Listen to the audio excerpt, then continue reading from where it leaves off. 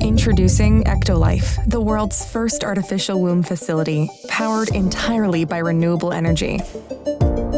Ectolife allows infertile couple to conceive a baby and become the true biological parents of their own offspring. It's a perfect solution for women who had their uterus surgically removed due to cancer or other complications. With Ectolife, premature births and C-sections will be a thing of the past.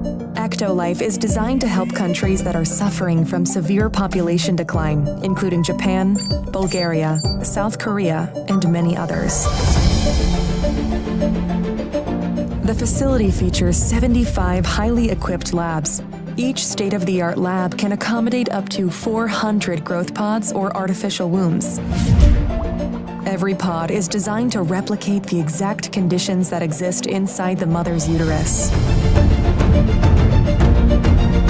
A single building can incubate up to 30,000 lab-grown babies per year. Ectolife allows your baby to develop in an infection-free environment. The pods are made of materials that prevent germs from sticking to their surfaces. Every growth pod features sensors that can monitor your baby's vital signs, including heartbeat, temperature, blood pressure, breathing rate, and oxygen saturation. The artificial intelligence-based system also monitors the physical features of your baby and reports any potential genetic abnormalities.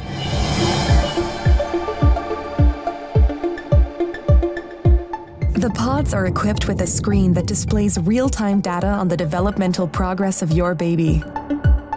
These data are sent directly to your phone so you can track your baby's health from the comfort of your zone. The app also provides you with a high-resolution live view of your baby's development. A special section in the app allows you to watch a time-lapse of your baby's growth and share it directly with your loved ones. I also think I have to say, I think we're missing, we're deviating from the point of this discussion. The question isn't is religion important? Because that's an obvious thing. Religion is obviously important. So are nuclear weapons.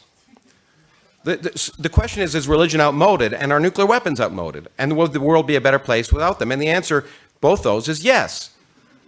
Okay, religion is very important, nuclear weapons are very important, but neither of them in the modern world serve a productive purpose. And so I think that I accept and don't need to debate the question of whether religion is an important part of the way the world is run. The question is, should it be, should it continue to be, and is it decreasing? And in fact, what also hasn't been pointed out is that in most places, in fact happily, monotonically in the first world, the people identifying themselves as religious is decreasing year by year. The first year in England, by the way, as you know from a recent poll, more than half the population finally acknowledged that they didn't have any religious affiliation. In the United States even, it's been decreasing in spite of the efficiency of competition. So in any case, I wanted to just throw those things in. The EU started out as a peace project. Some lawmakers say the bloc is becoming more authoritarian. A meeting of justice ministers on Friday heard at least €300 billion worth of Russian assets inside the EU have been frozen since March. There are 1,359 individuals and companies on our sanctions list with assets and financial resources all over the EU. We cannot let anything slip through the net. With even more sanctions on the way for Moscow, EU officials are now using torture analogies. Every time that there is a need, we turn the screw further. But at what price? The EU's energy sanctions targeting Russia are strangling the bloc's economy. Rents and mortgages are rising steadily. Young people in precarious jobs are at greatest risk. Very, very bad, really bad. It's like everybody knows somebody that lose a job, there are people losing houses, families losing houses. It's quite depressing for us to think that, for example, as for me, I'm studying a degree and I'm nearly certain that I'm not going to find a job when I'm done with it. EU social affairs ministers met here in Brussels on Friday. Many people, many households are facing difficult moments. and we should leave nobody behind. Charities say it's already too late for many and words need to be replaced by actions. At the same time, the EU is able to send billions of euro to the Ukrainian army and government. We do not hear anything about peace negotiations. Instead, EU leaders will meet here next Thursday to agree on more funding for Ukraine's army. On the same day, the European Central Bank will announce interest rates are to go up further. Critics say the priorities are all wrong. Jerome Hughes, Press TV, Brussels. Let me be clear for those of you that are considering a COVID shot. If you have an adverse event after your shot, you are on your own. If you are a parent considering a shot for your child and they have an adverse event, you and your child are on your own. If you can't work, your employer, like mine, may abandon you. There is little to no financial recourse for you. There is no one to sue. You will likely not be able to find a provider who recognizes and treats COVID-19 vaccine injuries, what they are, how to diagnose you, how to treat you, more importantly. Over 90% of us in the injured in our organization are gaslit originally by their providers. Most are unfortunately diagnosed with a primary psychiatric disorder. There are providers that are knowledgeable about COVID-19 vaccine injuries like the ones with me here today. However, these people represent far less than 1% of the providers here in the United States. You may be shunned by family and friends because you are the objective evidence that the vaccine has real complications. You are the vaccine's dirty little secret.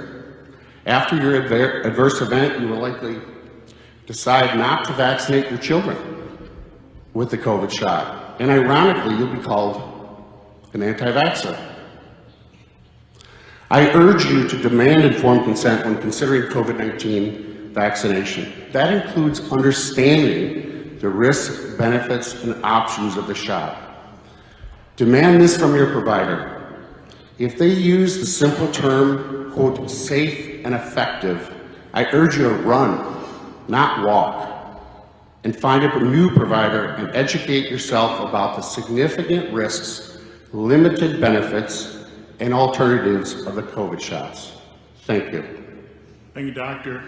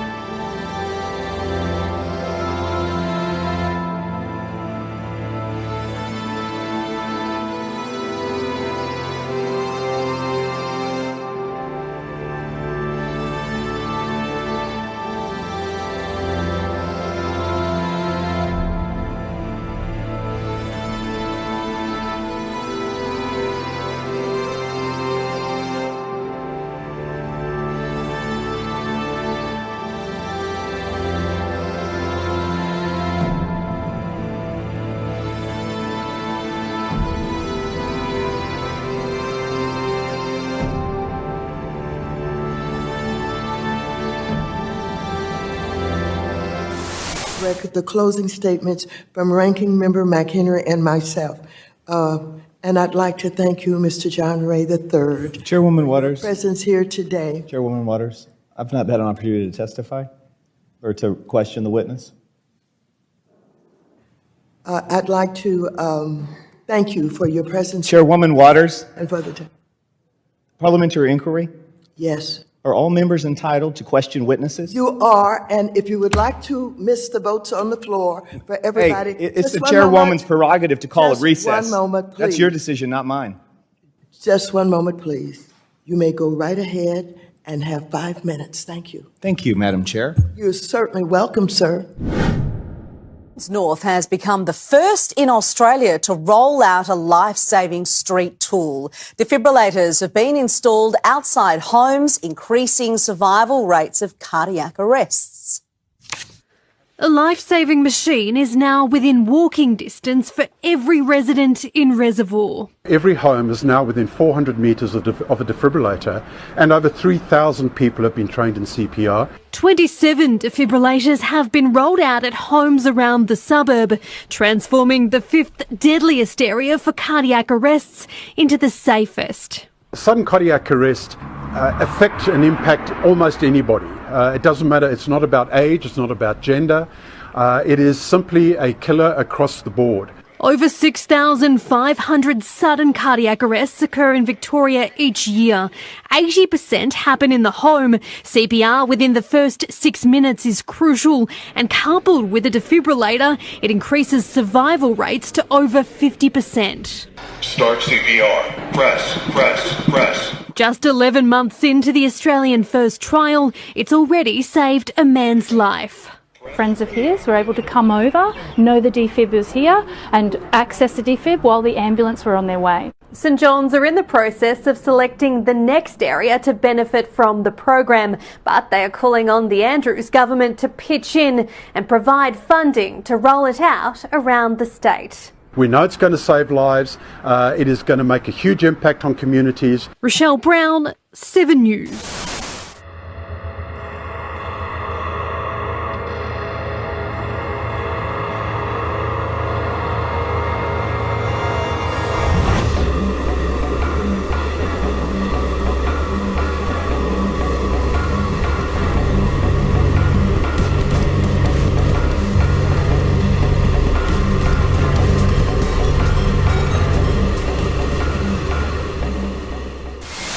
This allegation of groomer and pedophile, it is alleging that a person is criminal somehow and engaged in criminal acts merely because of their identity, their sexual orientation, their gender identity.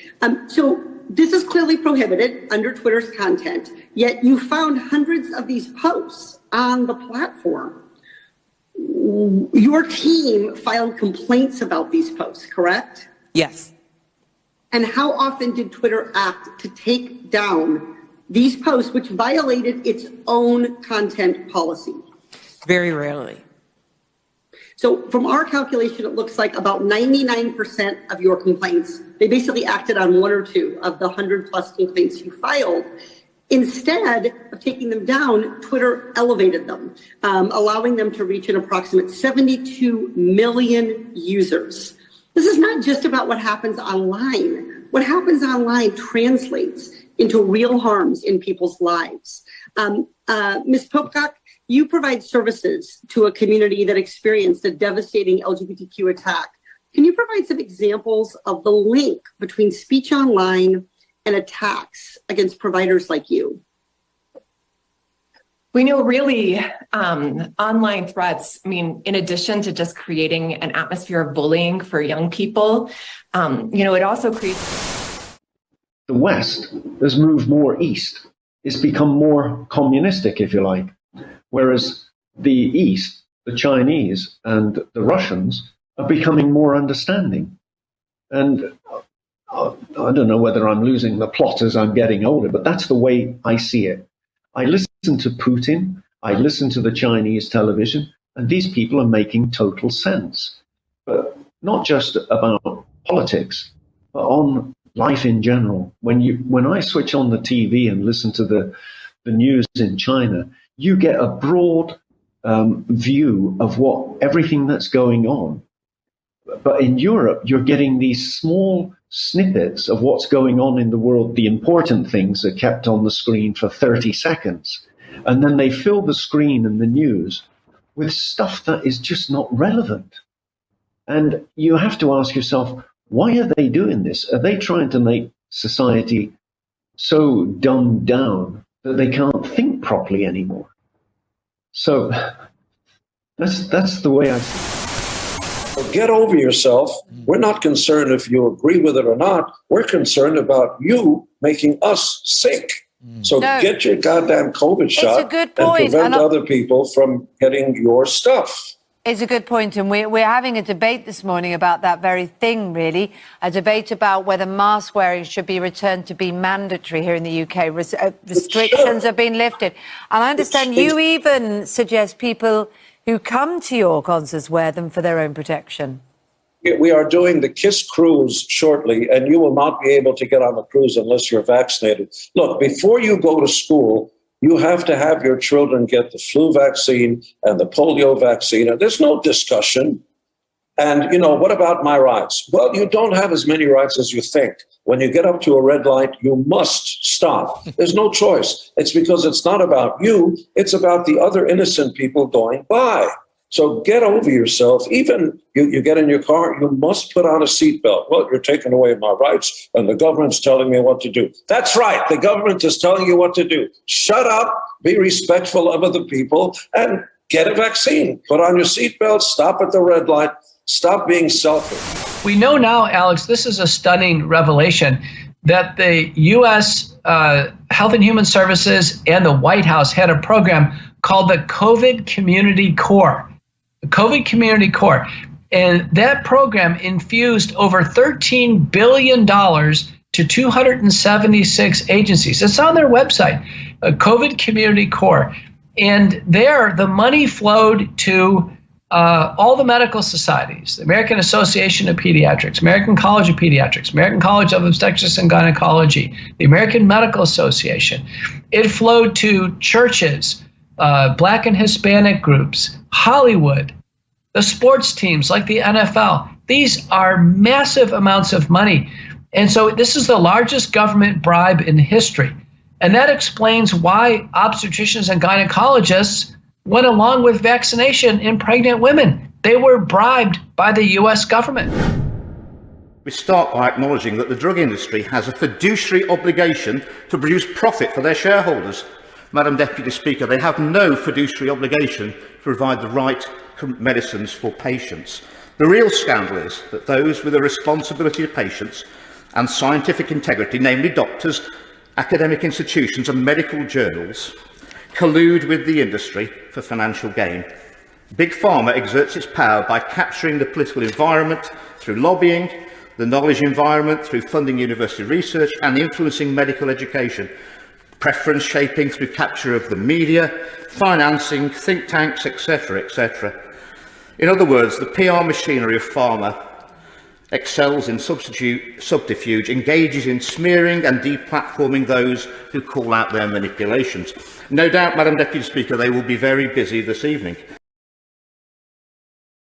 If you need a single location to get cutting-edge information and keep up with the rapidly changing world around us, tune into Grand Theft World, where a forensic historian and a logic professor break down the week's news in depth and in context.